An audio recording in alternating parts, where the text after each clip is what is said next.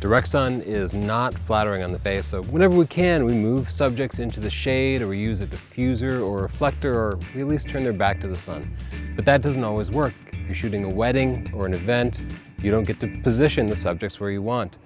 Fill flash can help out a lot. So I'll just turn on this flash with the default settings and try it again.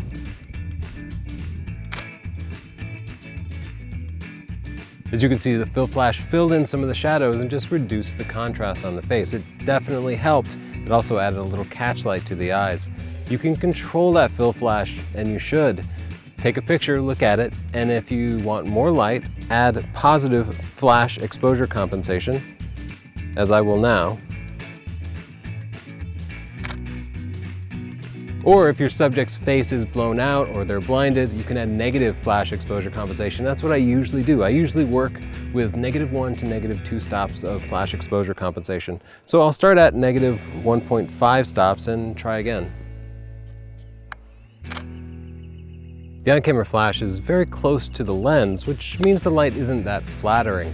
You can improve it a lot by adding an external flash. The external flash, in addition to moving the light source further from the lens, also offers its own controls for flash exposure compensation. You can use either your on-camera controls or the flash controls if you have a flash that supports eTTL and works specifically with your camera. If you have a manual flash, then you have to use the controls on the back of the flash.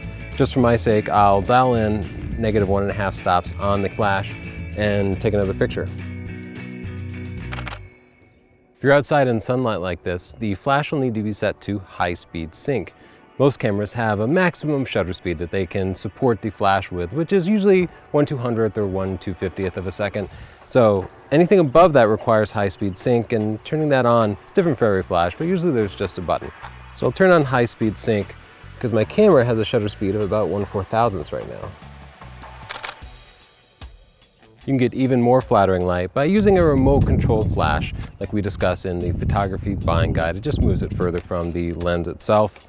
In summary, use fill flash to fill in the shadows on your subject's face when you can't modify the light in a better way. Fill flash is extremely convenient because it goes with your camera and doesn't require an assistant. However, flash lighting is not always as flattering as other types of lighting. Thanks so much.